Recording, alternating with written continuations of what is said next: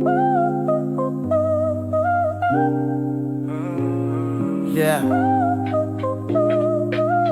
yeah, yeah. Selamat datang di cafe milik kita bersama, Cafe Kristen Channel, tempat kita bertegur sapa. Laskar Kristus kumpul membawa kasih dan sukacita. Di sini semua saling mendukung satu jiwa. Mulai dari pujian, renungan hingga kesaksian, kami lakukan hanya untuk kemuliaan-Mu Tuhan. Terima kasih Yesusku untuk segala kebaikan-Mu. Kami bangga punya Tuhan yang dahsyat seperti-Mu. Cafe Kristen Channel, tempat kita memuji. Cafe Kristen Channel, tempat kita bersaksi.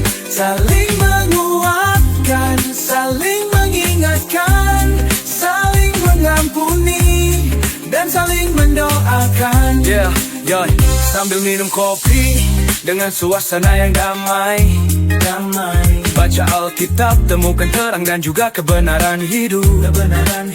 Dari sabdanya kita temukan Tuhan yang sesungguhnya.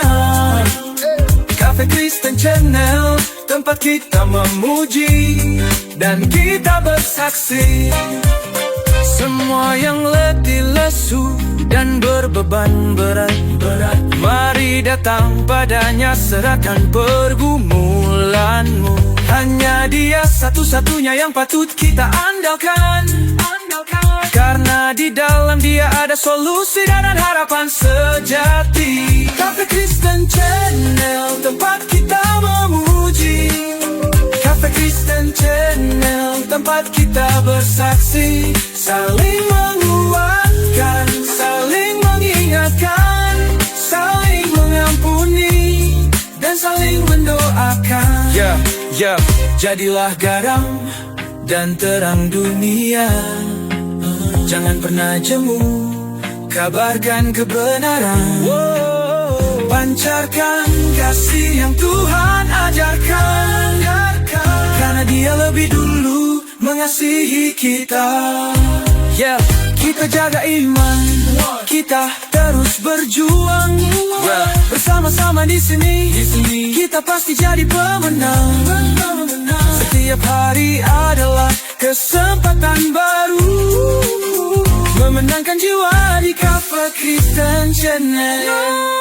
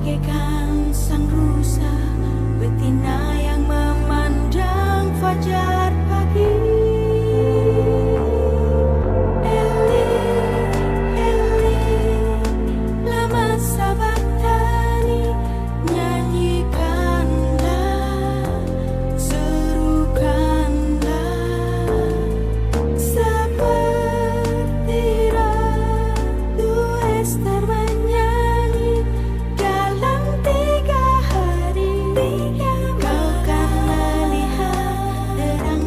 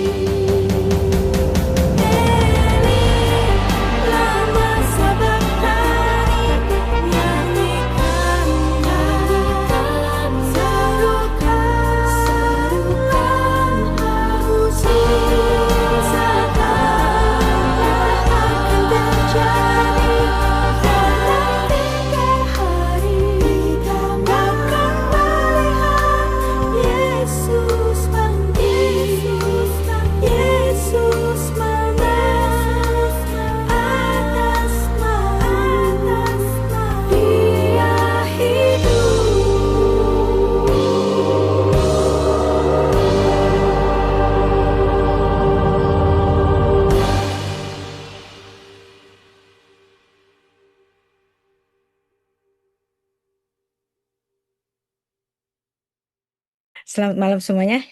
Kita akan mempelajari bersama di kelas Circle Indonesia di kebab untuk salib kehendak Allah atau iblis.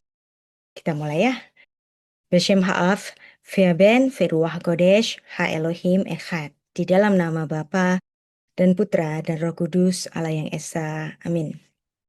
Shalom, selamat malam. Saya membuka kelas ini secara khusus di Circle Indonesia karena ada pembahasan yang viral di media sosial mengenai salib kehendak siapa, Allah ataukah iblis.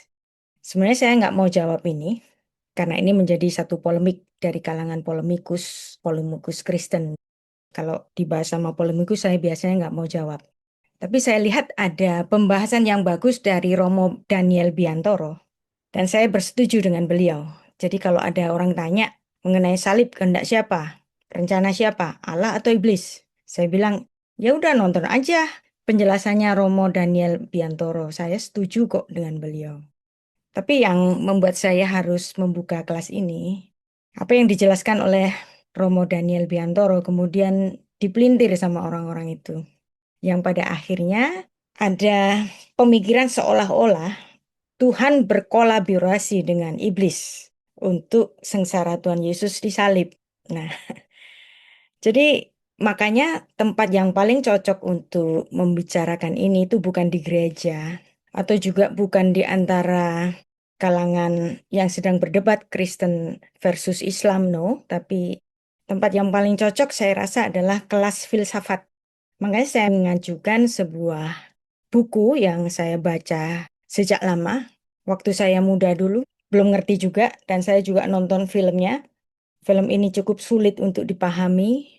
Satu novel yang ditulis oleh Nikos Kazantzakis dalam The Last Temptation of Christ. Kalau Anda mau membaca ulasan saya mengenai apa yang kita bicarakan di kelas ini, Anda nanti bisa buka di laman Sarapan Pagi Biblika. Judul artikelnya adalah Penyaliban Rencana Allah atau Iblis. Di situ juga saya mengupload juga prolog dari Nikos Kazantzakis yang buat saya sungguh menggetarkan hati. Dan apabila Anda mau membaca novelnya secara lengkap, Anda nanti bisa minta ke Mas Dimas atau ke Mary ya, versi PDF-nya.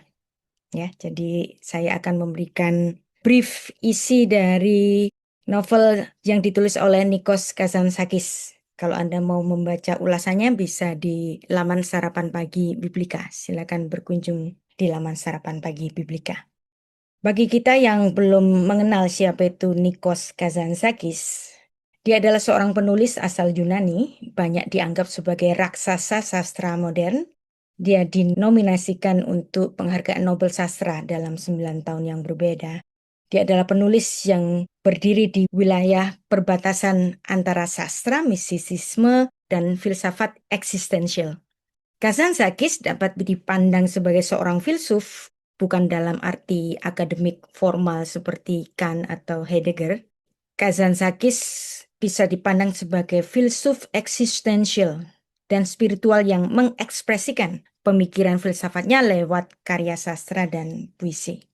Ia memandang sastra sebagai wadah pergumulan metafisik, bukan sekedar cerita, tetapi pertempuran batin manusia dengan Tuhan, kebebasan dan makna penderitaan. Nah, untuk itu saya secara khusus mengupload prolog dari pertempuran batinnya Kazantzakis untuk novel ini.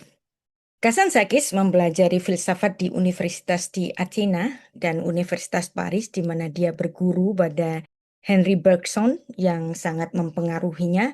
Konsep Bergson ini sangat mempengaruhi Kazantzakis dalam melihat Tuhan bukan sebagai dogma statis, tetapi gerak perjuangan dan pencarian yang terus-menerus. Di antara beberapa karyanya, kita akan membahas novel The Last Temptation of Christ yang dia tulis pada tahun 1955. Filmnya sudah difilmkan oleh Martin Scorsese pada tahun 1989. Saya nontonnya pada tahun 1990-an. Dan saya harus mengulangnya berkali-kali untuk mengerti film ini. Jadi The Last Temptation of Christ, karya Nikos Kazantzakis, menuliskan tema pergumulan kemanusiaan Yesus Kristus antara kehendak dagingnya dan kehendak Bapa. Dalam novel ini, Kazantzakis ingin menunjukkan bahwa Yesus Kristus sungguh manusia yang berjuang melawan ketakutan, keraguan, dan godaan, namun akhirnya menang karena kasih dan ketaatan. Novel ini tidak menolak Yesus sebagai anak Allah, tetapi menggambarkan sisi manusiawinya yang berjuang melawan ketakutan, keraguan, dan godaan. Jadi novel ini bisa Anda bandingkan dengan karya Khalil Gibran dalam Jesus the Son of Man. Khalil Gibran juga memandang Yesus dalam sisi kemanusiaannya. Dan dalam novel The Last Temptation of Christ, tema sentralnya adalah godaan terakhir. The Last Temptation bukan godaan seksual atau kekuasaan, tetapi godaan untuk meninggalkan salib dan memiliki kehidupan sebagai manusia yang tenang. Dalam pandangan Kazantzakis, salib adalah kemenangan tertinggi karena di sanalah Kristus mengalahkan bukan hanya dosa dunia, tetapi juga keinginan manusiawi untuk menghindari penderitaan.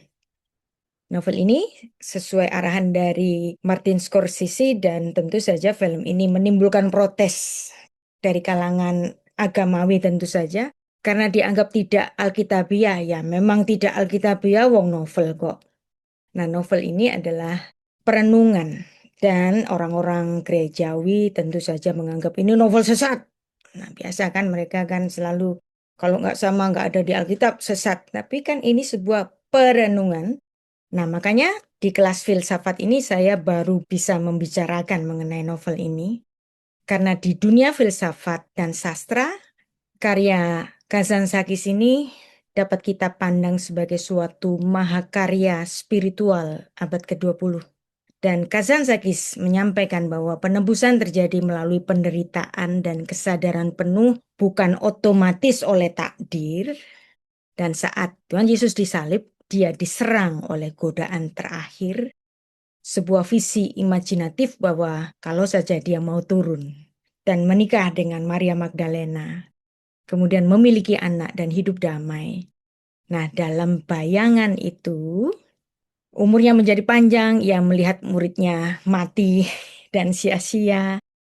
Dia merasa damai tapi kosong. Namun akhirnya, Yesus yang di kayu salib dalam imajinasi Kazantzakis ini menyadari bahwa itu hanya ilusi iblis dan dia berseru, "Sudah selesai, tetelestai." Dan dia menyerahkan nyawanya. Dan di sini Yesus Kristus sadar bahwa rencana Allah harus digenapi melalui salib. Dan dengan mati di kayu salib, dia menang melawan godaan terakhir, yaitu keinginan untuk hidup seperti manusia biasa. Justru kalau kita membaca novel dari Kazantzakis di sini, kita betul-betul bisa melihat salib itu tidak bisa tidak adalah rencana Allah. Jadi The Last Temptation of Christ, jangan takut untuk membacanya. Ini bukan sekedar novel, tetapi sebagai suatu refleksi filosofis.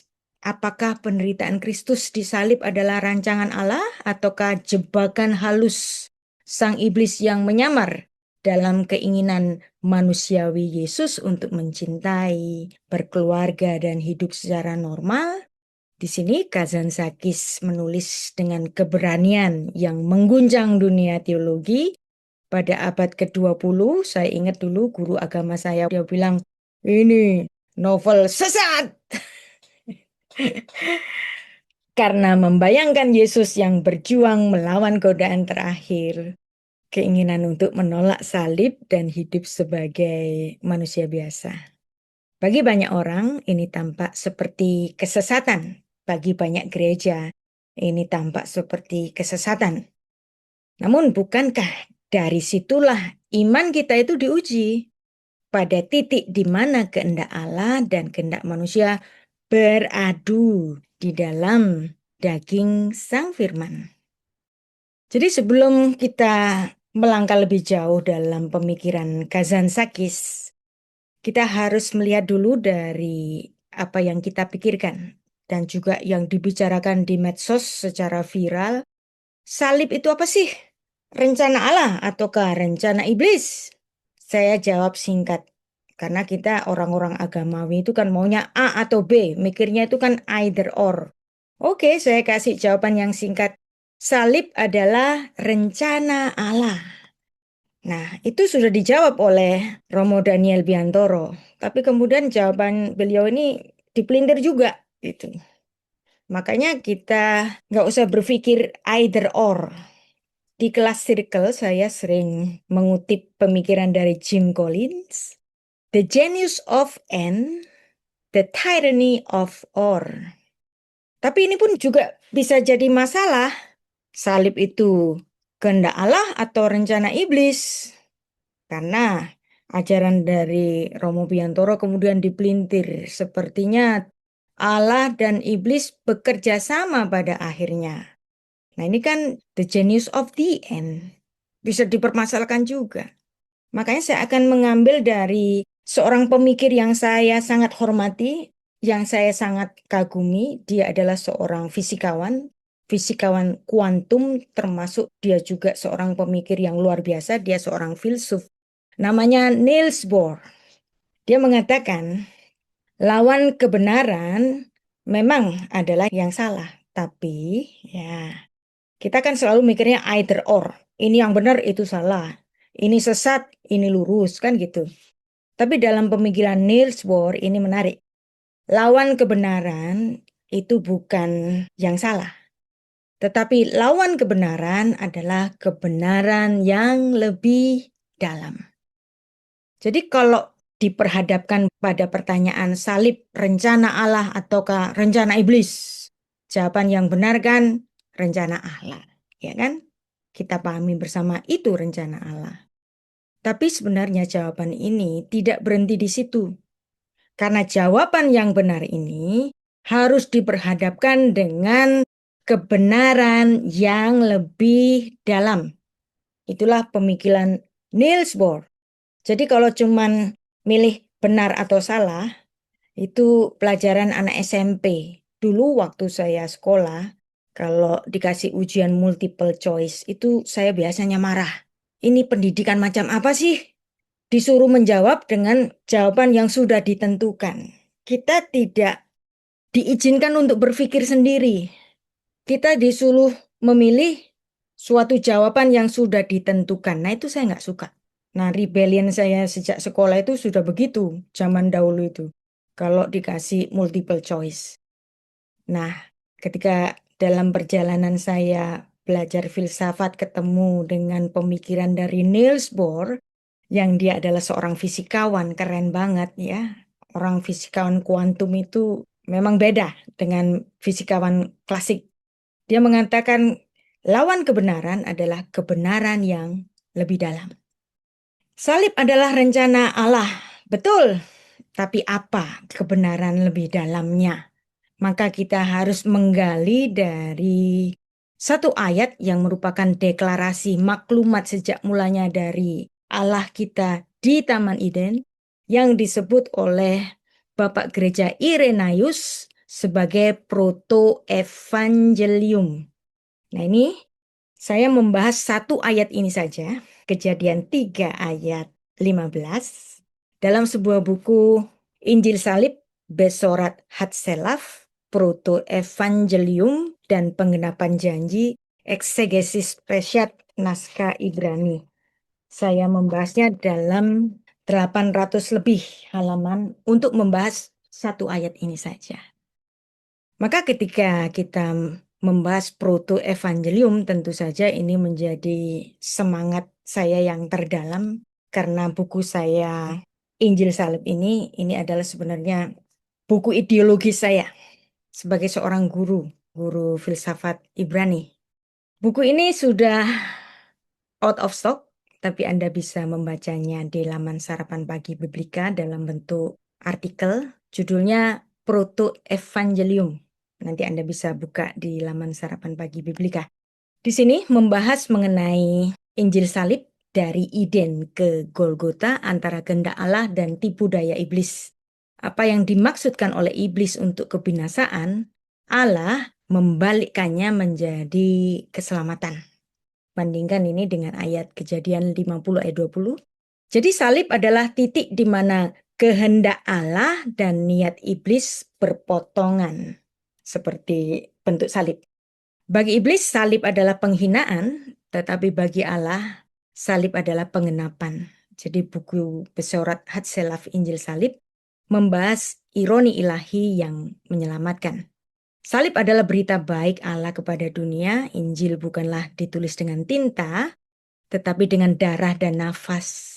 Injil salib bukan berita duka, tetapi kabar tentang Allah yang menyeberang, crossing. Dari langit ke debu, dari kekekalan ke waktu, agar manusia bisa menyeberang kembali kepada Allah yang kekal. Jadi inilah berita Injil yang pertama. Kitab Injil yang pertama, kitab Matius memang, tetapi berita Injil yang pertama dituliskan di dalam kitab Kejadian, dalam Kejadian 3 ayat 15. Ini ada di dalam pengajarannya Bapak Gereja Irenaeus, yang dia memandang bahwa Kejadian 3 ayat 15 ini sebagai suatu paradoks di hari kematiannya Adam, karena ketika Adam memakan buah itu, persis seperti yang dicatat dalam Kejadian 2 ayat 17, pada hari engkau memakannya, pastilah engkau mati. Tapi secara paradoks di dalam Kejadian 3 ayat 15, Tuhan berfirman memberikan suatu maklumat bahwa akan ada pemberes dosa, yaitu sang keturunan perempuan. Kita baca ayatnya. Ve'eva ashid bencha uven haisha, uven sar'acha uven sar'ach, hu yeshufecha rosh, ve'ata teshufenu akef. Aku akan mengadakan permusuhan antara engkau dan perempuan ini. Nah, ini diterjemahkan dalam LAI cuman permusuhan biasa ya. Tapi sebenarnya kata Eva di sini adalah permusuhan berdarah. Maka saya membacanya, aku akan mengadakan permusuhan berdarah antara engkau dan perempuan ini. Jika ada permusuhan berdarah, tentu di situ ada kematian. Uven haisya, uven sar'aha. Antara keturunanmu dan keturunannya. Keturunannya akan meremukkan kepalamu, hu yeshufecha rosh. Dan engkau akan meremukkan tumitnya. Fiata teshuvenu akef. Nah, kata akef di sini ini adalah sebuah nubuat. Hanya bisa dibaca dalam bahasa asli Ibraninya. Karena kata akef di sini adalah sebuah sores akar kata dari sebuah nama yang menjadi bapak leluhur dari Israel, yaitu Yaakov. Jadi nama Yakub itu sudah dimaklumkan Allah sejak Kejadian 3 ayat 15. Maka Bapak Gereja Irenaeus memandangnya sebagai proto-evangelium, Injil yang pertama. Dan di Septuaginta, kata Eva tadi, permusuhan berdarah, diterjemahkan dalam bahasa Yunani ekstran. Ini nanti yang dipakai oleh Rasul Paulus dalam Efesus 2 ayat 15 mengenai dengan matinya Kristus sebagai manusia, dengan adanya perseteruan berdarah ini, Rasul Paulus menggunakan kata ekstran juga. Jadi di situ Rasul Paulus sedang memandang Kejadian 3 ayat 15 sebagai bentuk penderitaan yang digenapi oleh Yesus Kristus. Nah, dari situlah Bapak Gereja Irenaeus memandang sebagai Injil yang pertama. Dan yang menarik, kalangan Yahudi juga dalam Targum Jonathan Genesis 3 ayat 15. Ini adalah terjemahan dari Tanakh Ibrani ke dalam bahasa Aramaik. Ini bukan sekedar terjemahan, tetapi mengandung suatu tafsir. Di sini ada tambahan dari Targum Jonathan mengenai Malcha Mesiha, Raja Mesias. Jadi ada tambahan keterangan di sini. Jadi yang disebut sebagai keturunan perempuan dalam Kejadian 3 ayat 15 dijelaskan di dalam Targum Jonathan, dia adalah the King Messiah, Raja Mesias. Itulah penafsiran dari kalangan Yahudi yang bersetuju juga atau selaras dengan apa yang dipandang oleh Bapak Gereja Irenaeus.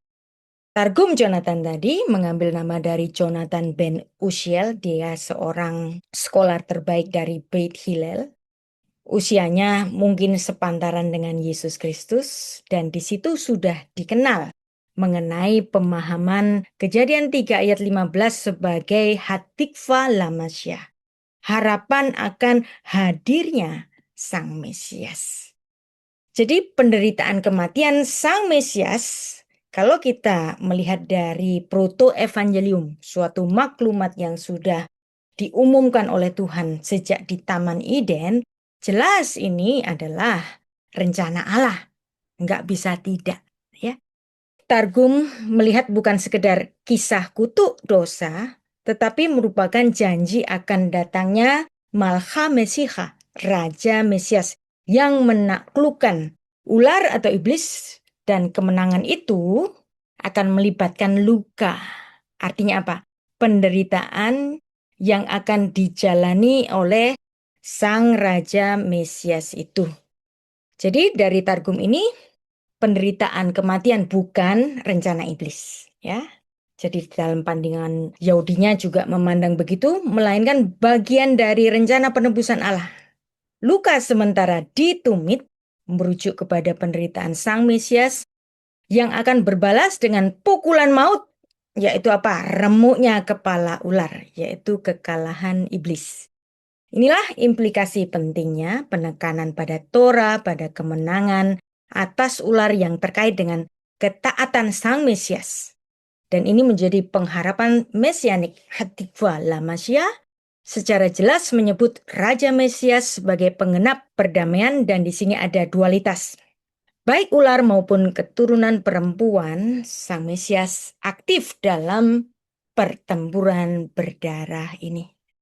Jadi inilah Bapak Gereja Irenaeus. Dia adalah murid dari Polikarpus.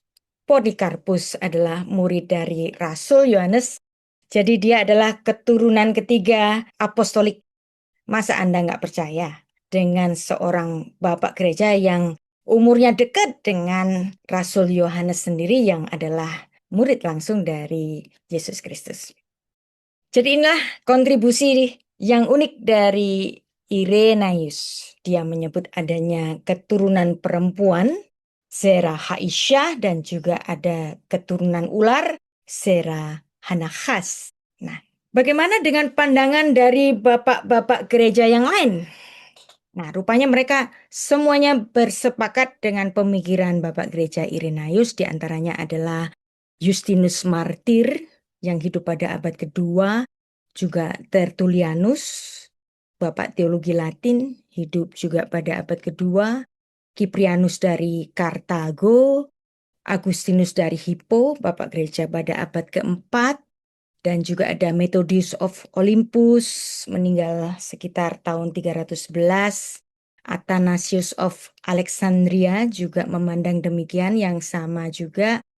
John Chrysostom juga bersepakat dengan Bapak Gereja Irenaeus, juga Ephraim Cyrus, juga Ambrosius dari Milan.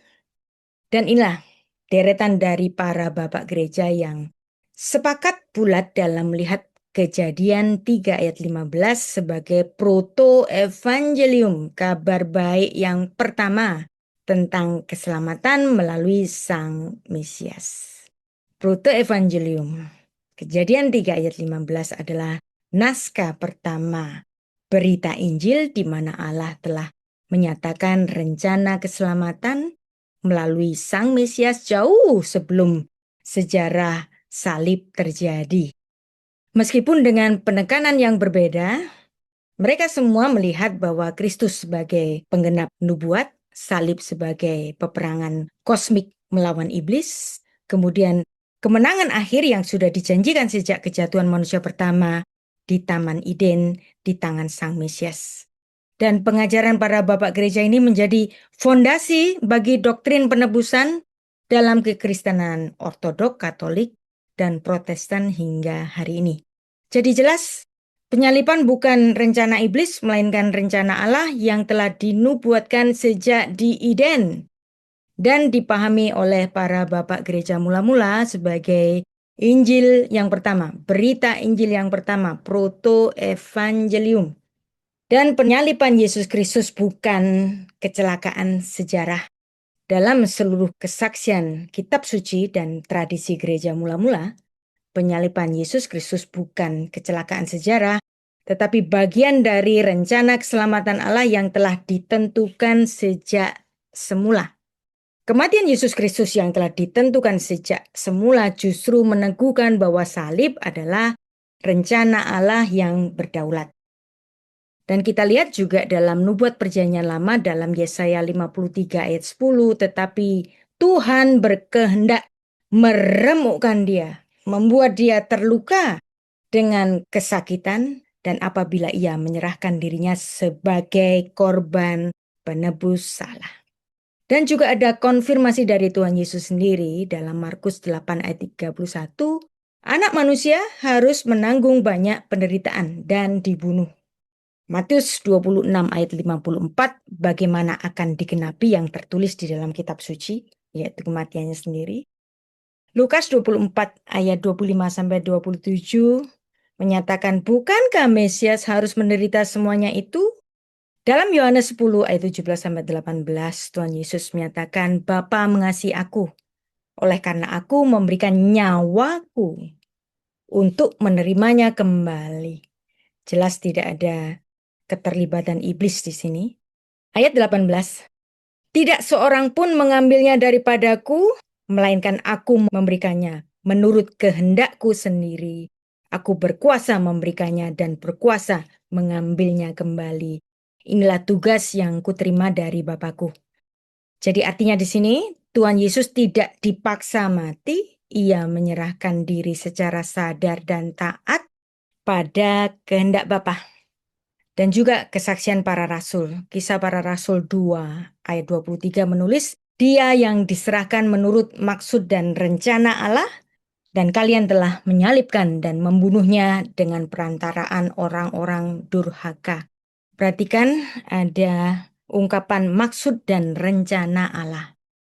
Artinya di sini penyaliban memang dilakukan oleh manusia dan dosa manusia nyata di situ. Tetapi keputusan dan waktu ditentukan oleh Allah sendiri. Juga dalam Kisah Para Rasul 4 ayat 27-28 yang menulis, mereka telah melaksanakan segala sesuatu yang telah engkau tentukan sebelumnya. Dan Rasul Petrus dalam 1 Petrus 1 ayat 19-20, dia yang telah dipilih sebelum dunia dijadikan. Jadi Kristus adalah anak domba yang disediakan sejak sebelum dunia diciptakan. Salib bukan reaksi darurat terhadap dosa manusia. Salib adalah rancangan kasih Allah sejak semula. Dan kemudian kita akan memahami bagaimana perspektif Yahudi Mesianik memandang hal ini. Dalam perspektif Yahudi Mesianik, kata Masyiach sering dihubungkan dengan penderitaan orang benar, hasadik.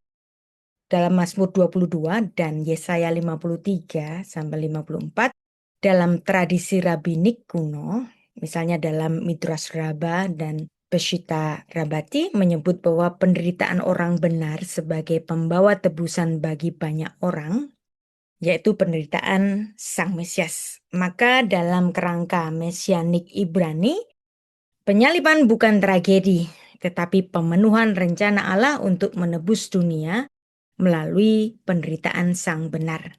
Salib itu bukan kekalahan, salib adalah mahkota dari kasih dan kedaulatan Allah.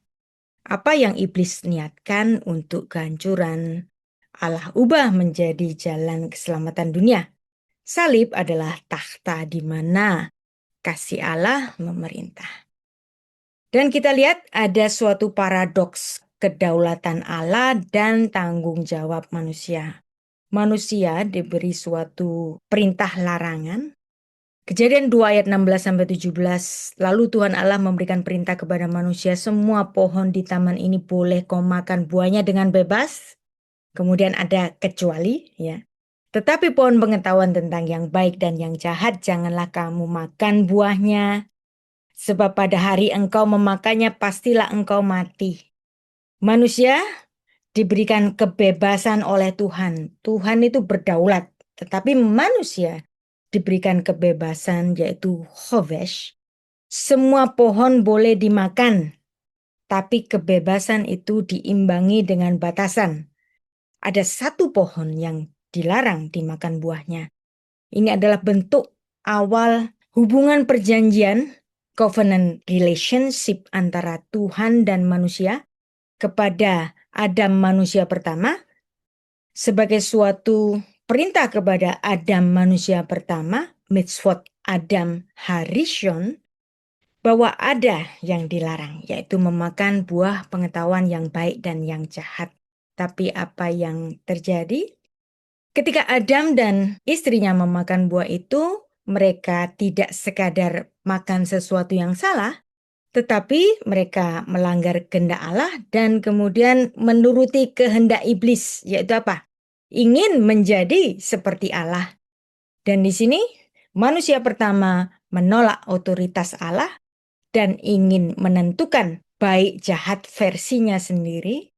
Maka dosa dalam Alkitab bukan hanya sekedar pelanggaran moral, tetapi pemberontakan eksistensial kepada Sang Pencipta. Pada hari Adam makan buah itu, dalam Kejadian 2 ayat 17, dituliskan, pastilah engkau mati, mot tamut. Di sini dituntut tanggung jawab dari manusia. Kamu pasti mati. Ini adalah bentuk penguatan ganda, bentuk majas tautologia. Kematian yang dimaksud bukan hanya kematian biologis, melainkan kematian rohani, keterpisahan dari hadirat Tuhan, dan juga termasuk kematian moral, rusaknya kesadaran dan kehendak. Kemudian ada kematian fisik karena Tuhan mengutuk tanah, yang dimana Adam diambil dari tanah, dan kemudian di dalam Kejadian 3 ayat 17 dan 19, Adam yang berasal dari tanah, tanah itu dikutuk. Maka sejak saat itu, Adam harus tunduk pada kematian tubuh. Jadi inilah upah atau opsonia yang merujuk kepada konsekuensi yang layak diterima atas pemberontakan manusia itu, dan kemudian ada maut, thanatos, yaitu pemisahan dari Allah, bukan sekedar kematian jasmani.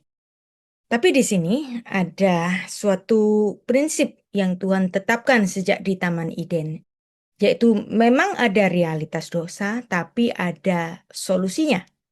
Kejadian 2 ayat 17 menetapkan prinsip dosa yang mengakibatkan kematian. Dan Roma 6 ayat 23 juga menyatakan upah dosa adalah mati. Ini adalah gaung atau gema dari Kejadian 2 ayat 17.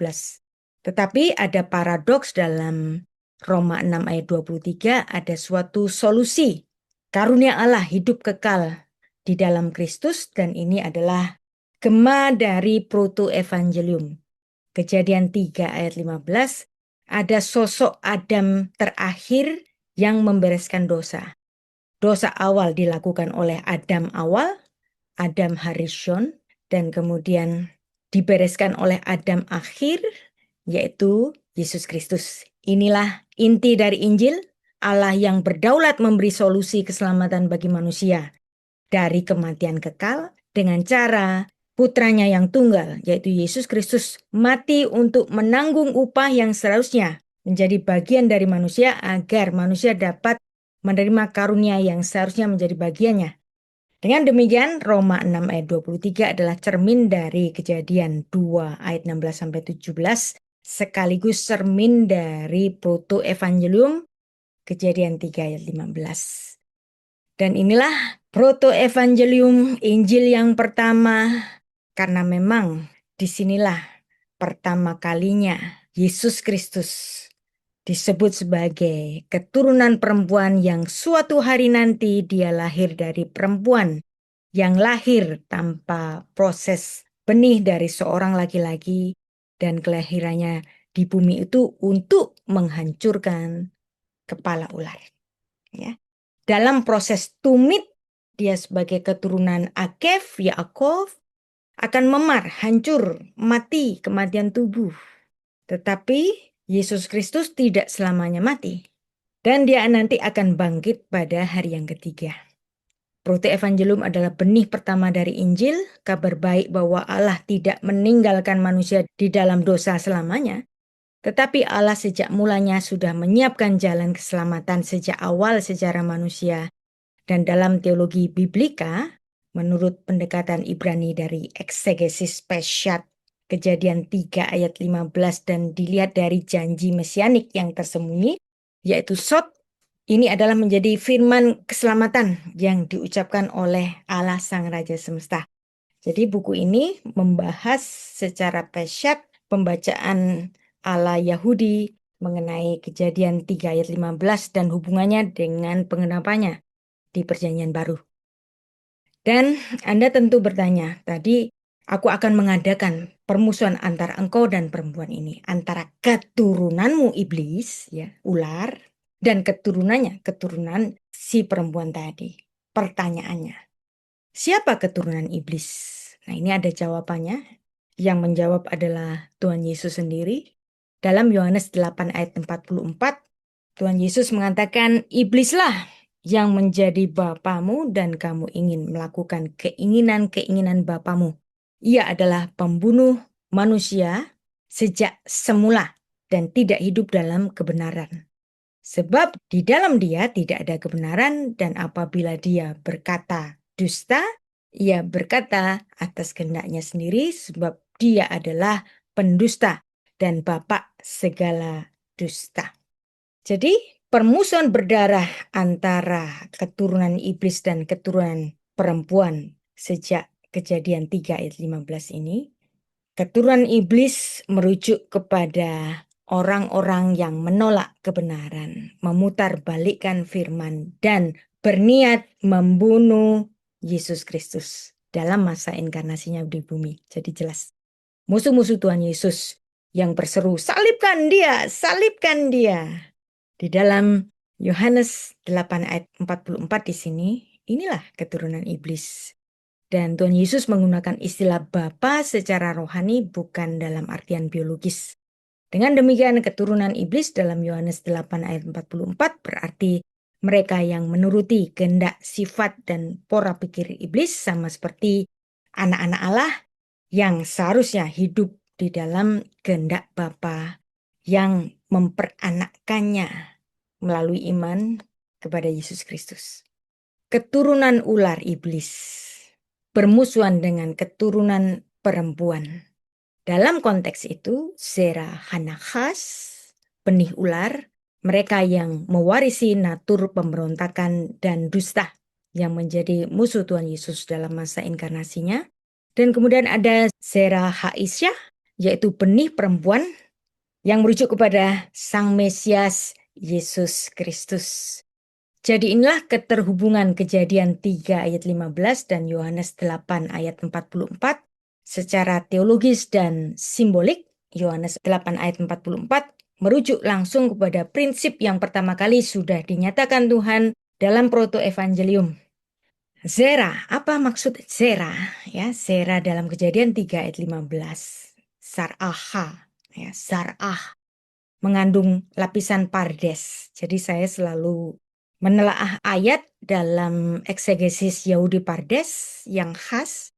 Yang pertama adalah pembacaan secara peshat, makna literal, yaitu betul-betul ada permusuhan antara manusia dengan ular secara nyata. Kemudian dilihat dari remes. Remes, dari kata remes muncul kata rumus dalam bahasa Indonesia. Remes, rumus. Itu adalah simbol atau isyarat, yaitu gambaran moral antara kebenaran dan dusta. Kemudian ada derash, pembacaan secara derash, yaitu level penafsiran di mana ada dua garis keturunan rohani di dalam sejarah. Kemudian arti esoterisnya, arti rahasianya adalah janji Sang Mesias yang akan menghancurkan iblis, sang sumber dosa itu. Dia adalah Zera Haisyah, benih perempuan yang datang meremukkan kepala ular. Jadi inilah dua keturunan dalam perseteruan berdarah, Eiva atau Ekran dalam bahasa Ibraninya. Dan apakah salib itu rencana iblis? Bukan, karena justru iblis ingin Yesus Kristus gagal mati di kayu salib. Buktinya di mana? Dalam Matius 16 ayat 21 sampai 23, ketika Tuhan Yesus bertanya kepada Simon Petrus, menurutmu siapakah aku ini? Engkau adalah Sang Mesias, anak Allah yang hidup. Jawabannya betul. Dan Yesus bersukacita atas jawabannya itu. Tetapi ketika Tuhan Yesus memberitakan bahwa dia mulai menyatakan kepada murid-muridnya bahwa ia harus pergi ke Yerusalem dan menanggung banyak penderitaan dari pihak tua-tua, imam-imam kepala dan ahli-ahli Taurat, lalu dibunuh dan dibangkitkan pada hari yang ketiga. Nah, Petrus yang tadi dipuji, Petrus menarik Tuhan Yesus ke samping dan menegur dia, katanya, Tuhan, kiranya Allah menjauhkan hal itu. Hal itu sekali-kali takkan menimpa engkau. Apa yang terjadi? Menarik di sini. Maka Tuhan Yesus berpaling dan berkata kepada Petrus, "Enyahlah iblis, engkau suatu batu sandungan bagiku. Sebab engkau bukan memikirkan apa yang dipikirkan Allah, melainkan apa yang dipikirkan manusia." Jadi pernyataan Tuhan Yesus ini menggoncangkan para murid yang lain. Ini bukan jawaban yang mereka harapkan. Mereka berharap Tuhan Yesus sakti dong, bisa melawan semua yang memusuhinya, bahkan melawan Emporium Romawi. Dan ketergoncangan mereka itu disuarakan oleh Petrus dengan hati yang sepertinya sangat prihatin. Mengapit Tuhan Yesus dalam suatu gerakan spontan, dan mulailah dia membantah dengan halus, "Tuhan, kiranya Allah menjauhkan hal itu. Sekali-kali takkan menimpa engkau." Dan atas bantahan ini Tuhan Yesus memberi jawaban yang sangat keras. Dia tidak mengatakan Petrus, tapi langsung, "Enyahlah iblis." Kata-kata yang Tuhan Yesus pakai dalam jawabannya ini mengingatkan kita kepada jawaban yang Tuhan Yesus pakai untuk memukul mundur iblis yang mencobai Tuhan Yesus di padang gurun. Jadi Petrus bisa menjadi alat iblis, maka yang dihardik bukan Petrusnya tetapi iblisnya. Enyahlah iblis. Jadi di sini juga menjadi suatu jawaban yang pasti bahwa salib bukan rencana iblis. Justru iblis ingin menggagalkannya. 3 kali iblis telah menggoda dan dia tidak berhasil. Dan apakah iblis berhenti untuk menggodanya? Enggak. Iblis bisa merasuk ke dalam diri Petrus yang seolah-olah baik. Maka Tuhan Yesus harus menghardiknya menjadi enyahlah iblis. Ini menjadi jawaban dari apa yang ditulis dalam Lukas 4 ayat 13. Sesudah iblis mengakhiri semua cobaan itu di padang gurun, ia mundur daripadanya menunggu waktu yang baik. Dia nunggu terus waktu yang baik. Salah satunya di mana? Ketika Tuhan Yesus berhadapan dengan murid-muridnya dan ketika Petrus melarang Yesus Kristus untuk menderita mati. Nah, Tuhan Yesus harus menghardiknya dengan enyahlah iblis. Ini merupakan gema dari apa yang ditulis di dalam Lukas 4 ayat 13 bahwa iblis terus-menerus menunggu waktu yang baik. Wow. Jadi imajinasi dari Nikos Kazantzakis tadi, dia juga sedang menggunakan ayat ini. Bagaimana kalau cobaan itu terus-menerus ada, bahkan yang terakhir di mana? Di atas kayu salib. Maka dia menyebut itu sebagai the last temptation of Christ. Meskipun novelnya itu nggak alkitabiah, tapi perenungannya pantas kita pikirkan. Nah, ini kan bukan kelas doktrin. Kita tidak belajar sedang di gereja yang harus selalu alkitabiah. Kita sedang ada di kelas filsafat, maka saya hanya bisa bicara ini di Circle Indonesia, kelas filsafat. Jadi artinya apa? Setelah 3 kali godaan di padang gurun, iblis selalu menanti waktu yang tepat dan menggodanya kembali. Dan yang terakhir apa? Mungkin loh, kata Kazantzakis, yaitu penolakan penderitaan salib. Baik itu yang pernah dilakukan oleh Petrus maupun Yesus Kristus sendiri di kayu salib. Jadi nggak usah pusing marah-marah sama saya. Wah, Purita ngajarin yang nggak alkitabiah. Memang novel itu nggak alkitabiah, tapi itu adalah hasil perenungan. Coba kita merenungkan terhadap Lukas 4 ayat 13 yang iblis selalu menunggu waktu yang baik. Dan peristiwa godaan berkali-kali menimpa Yesus Kristus dan kelompoknya. Yaitu dengan apa? Kehadiran Yudas Iskariot. Yudas Iskariot, kerasukan iblis pula.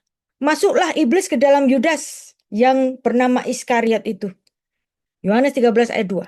Iblis telah membisikkan rencana itu ke dalam hati Yudas Iskariot. Dan sesudah Yudas menerima roti itu, masuklah iblis di dalam dirinya. Apakah Yudas berkeinginan Yesus mati di kayu salib? Enggak kan? Justru ketika Yesus Kristus ada di pengadilan itu dan Yudas sangat menyesal, dan apa yang terjadi? Penyesalannya tidak berubah menjadi pertobatan, tetapi dia memilih mati. Jadi keterlibatan iblis adalah ingin menggagalkan misi salib. Jadi salib jelas bukan kehendak iblis, bukan rencana iblis.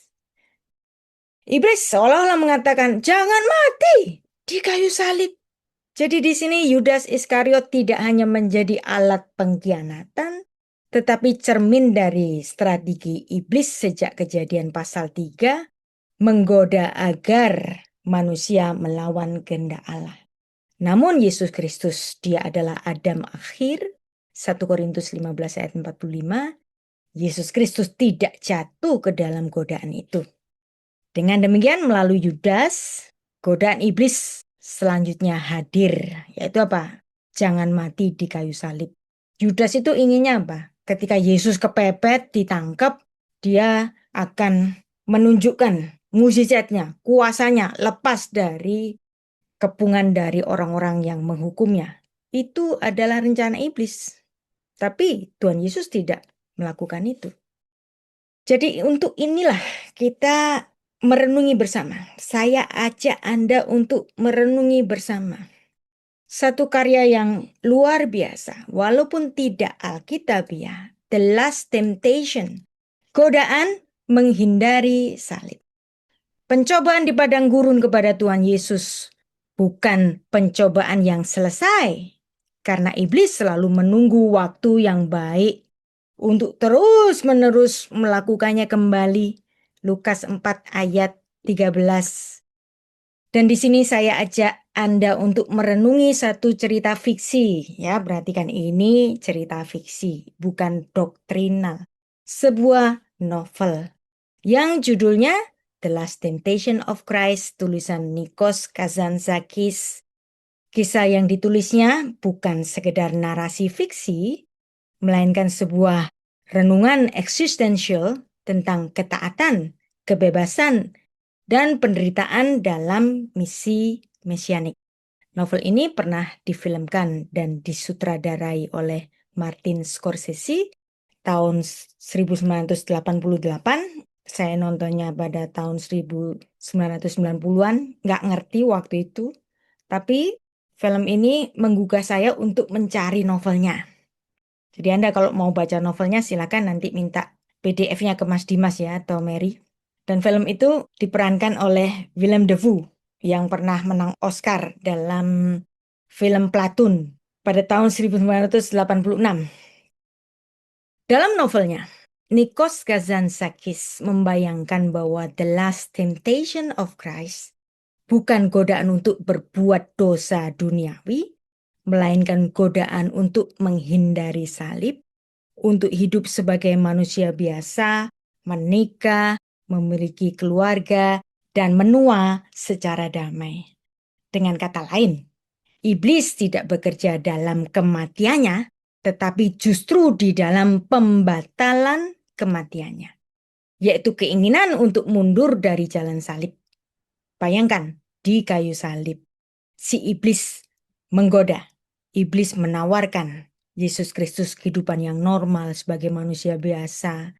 Sehingga Yesus Kristus membatalkan niatnya mati di kayu salib, menikahi Maria Magdalena, punya anak, hidup sampai tua. Namun di akhir hidupnya dalam bayangannya itu di film itu, mungkin ada di antara Anda pernah nonton film ini, Yesus yang sudah tua menyadari ini adalah pencobaan terbesar. Kemudian Yesus menolak fantasi ini dan kembali ke kayu salib secara spiritual untuk menyelesaikan misinya. Jadi visualnya menarik sekali di film Martin Scorsese ini. Tapi tentu saja kalangan gerejawi marah-marah. Sebenarnya nggak usah marah-marah. Kan Nikos Kazantzakis mengatakan bahwa ini adalah perenungannya. What if? Justru godaan terakhir Yesus Kristus itu ada di kayu salib. Dalam logika Kazantzakis, kematian fisik itu bukan ancaman utama. Pembatalan misi penebusan adalah kemenangan iblis justru ya. Dan iblis justru lebih takut pada Yesus yang rela mati daripada Yesus yang mati. Ini memang fantasi bayangan perenungan dari Kazantzakis dalam pemikirannya itu. Namun ini dapat dikorelasi dengan Alkitab. Pandangan ini sebenarnya punya dasar Alkitabiah yang sangat dalam. Yaitu dalam Matius 16 ayat 21 sampai 23. Sejak waktu itu Yesus mulai menyatakan kepada murid-muridnya bahwa ia harus pergi ke Yerusalem dan menanggung banyak penderitaan dari pihak tua-tua, imam-imam kepala, ahli-ahli Taurat, lalu dibunuh dan dibangkitkan pada hari yang ketiga. Tetapi perhatikan, Petrus menarik Yesus ke samping dan menegur dia, katanya, Tuhan, kiranya Allah menjauhkan hal itu sekali-kali takkan menimpa engkau. Dan Tuhan Yesus melihat ini bukan Petrus yang ngomong, tapi iblis yang ngomong. Maka Tuhan Yesus berpaling dan berkata kepada Petrus, "Enyala iblis, engkau batu sandungan bagiku, sebab engkau bukan memikirkan apa yang dipikirkan Allah, melainkan apa yang dipikirkan manusia." Perhatikan narasi ini. Ketika Tuhan Yesus memberitahu murid-muridnya bahwa dia akan disalibkan, Petrus menegurnya. Dan Tuhan Yesus menjawab, "Enyahlah iblis." Petrus yang dipanggil sebagai iblis oleh Tuhan Yesus karena iblis bekerja bukan di dalam salib, tetapi dalam godaan untuk menghindari salib. Karena salib adalah pusat ketaatan dan penolakan salib adalah inti dari pencobaan. Apakah ada korelasi dari novel fiksi ini dengan teologi Kristen tradisional? Pencobaan di Taman Getsemani yang benar-benar Yesus Kristus itu bergumul antara kehendak manusia dan kehendak Bapa. Ibrani 4 ayat 15 memandangnya, Yesus Kristus telah dicobai, hanya dia tidak berbuat dosa. Nah, korelasinya dengan pemikiran Kazantzakis, bahwa ia sepakat ada pergumulan manusiawi Yesus yang nyata. Lalu apa perbedaan mendasar dengan teologi ortodoks sehingga kaum gerejawi marah-marah? Ya, termasuk guru agama Kristen saya dulu mengatakan juga The Last Temptation of Christ ini adalah film sesat, novel sesat, ya. Karena dalam Alkitab, pencobaan iblis berakhir di padang gurun. Maka nggak ada dong pencobaan terakhir di kayu salib. Dalam teologi ortodoks, kematian Yesus bukan tentang niat yang bisa dibatalkan, tetapi pengenapan rencana Allah yang berdaulat. Tuhan Yesus di kayu salib sudah pasti menyelesaikan misinya. Dan itu dideklarasikan dengan seruannya dalam Yohanes 19 ayat 30, sudah selesai, tetelestai. Maka demikianlah The Last Temptation of Christ memang sekedar novel fiksi, namun memiliki makna teologis yang dalam. Di sini Kazantzakis dengan berani menafsirkan kisah Yesus Kristus secara eksistensial, bahwa dengan ketaatan kepada Allah itu bukan tanpa pergulatan.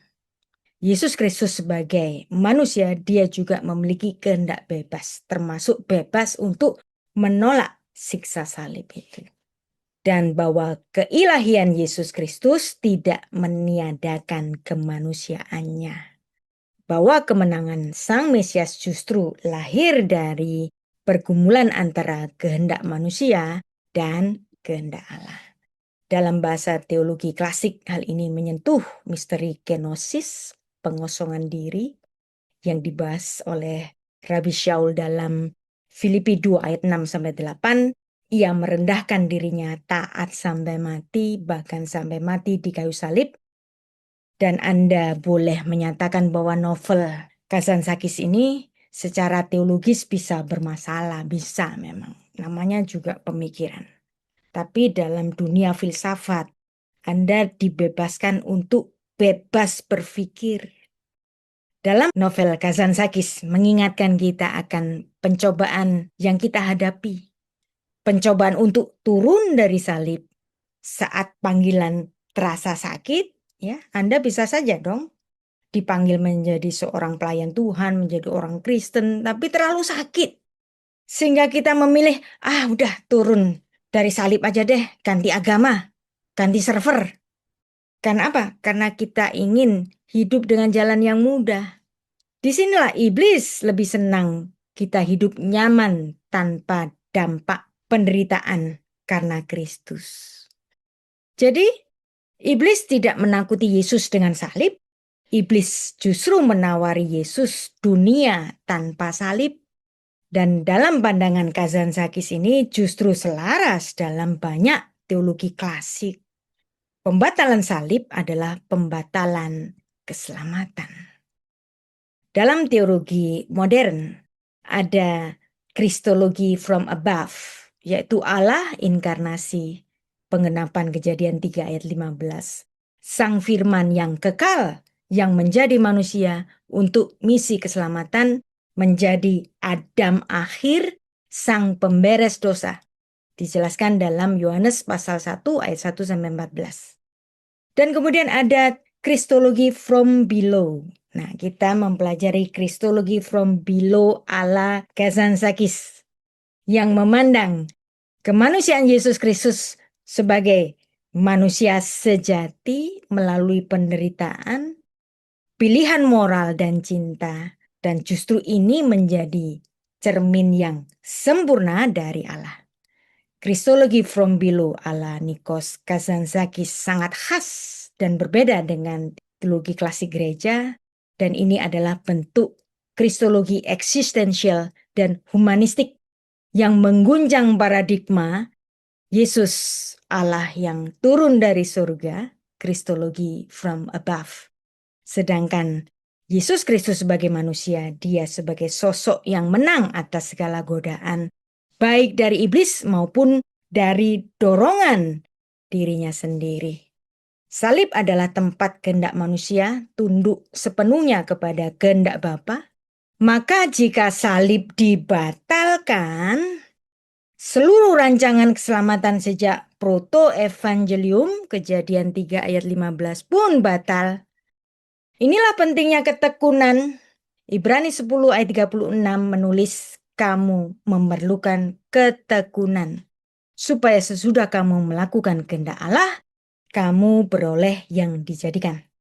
Jadi di mata Nikos Kazantzakis justru mengingatkan kepada kita, hampir selesai itu beda dengan sudah selesai. Jadi di dalam kemenangan itu dari ketekunan, seperti Yesus Kristus yang tetap disalib di dalam suatu realita, kita dipanggil untuk bertahan sampai akhir. Jadi secara sastra dalam pandangan filosofis, Kazantzakis memberikan eksplorasi manusiawi Yesus Kristus yang sangat memukau. Namun secara teologis pandangannya bisa dianggap berbahaya karena meragukan keteguhan Kristus menyelesaikan penebusan. Salib itu bukan hampir gagal, tetapi kemenangan Allah yang sudah direncanakan sejak kekekalan. Tuhan Yesus tidak pernah hampir membatalkan niatnya. Dia dengan sukarela dan penuh kendali menyerahkan nyawanya untuk keselamatan kita. Namun tetap ada kebenaran yang bisa dipelajari dalam novel ini. Bahwa iblis memang bekerja melalui pencobaan untuk membatalkan rencana Allah dalam hidup kita, maka kita perlu waspada. Kembali kepada orang-orang yang tidak setuju pemikiran Kazantzakis. Apakah the last temptation of Christ adalah kesesatan berpikir? Nah, ini tergantung pada sudut pandang dari mana menilainya. Secara teologis, dalam ortodoksi gereja, novel ini memang menyimpang dari dogma tradisional karena menampilkan Yesus Kristus yang berjuang dengan godaan untuk menikah dan hidup normal, meragukan panggilannya dan memakai salib sebagai puncak pergumulan batin, bukan sekedar pengenapan nubuat. Akibatnya apa? Buku ini dikecam keras oleh gereja, bahkan masuk dalam daftar larangan bacaan. Namun menyebutnya kesesatan berpikir, nah kelas kita kan kelas filsafat.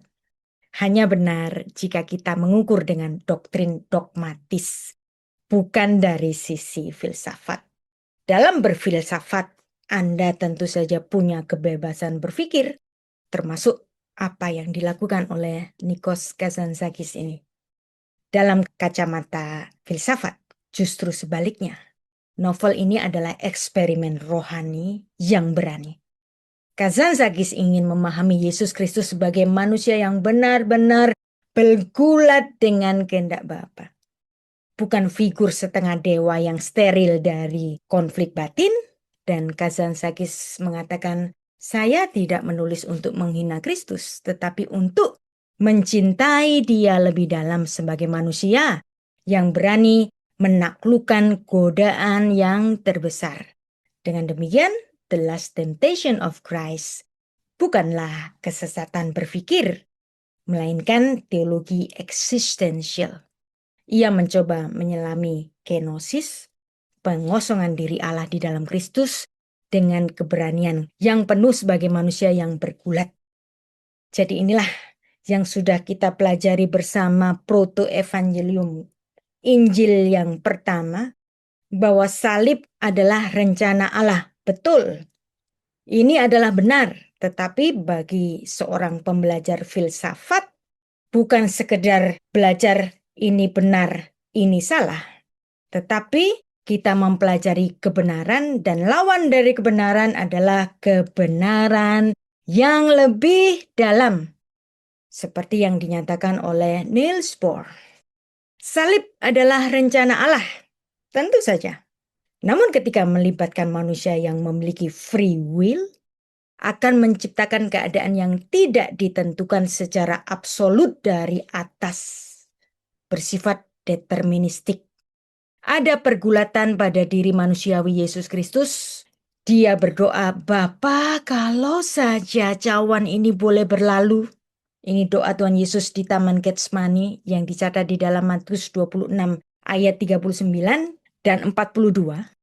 Dan kalimat ini merupakan bagian dari doa Tuhan Yesus yang berserah diri kepada kehendak Bapa, di mana dia memohon agar penderitaan yang akan dihadapinya, yang diibaratkan sebagai cawan, dapat ditiadakan. Tetapi dengan penegasan bahwa kehendak Bapa lah yang akan terjadi.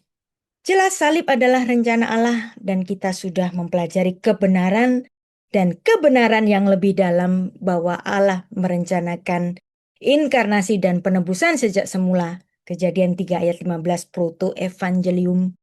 Rencana Allah bisa digagalkan melalui ketidaktaatan Kristus dan iblis bisa main-main di sini. Terus-menerus menunggu waktu yang baik.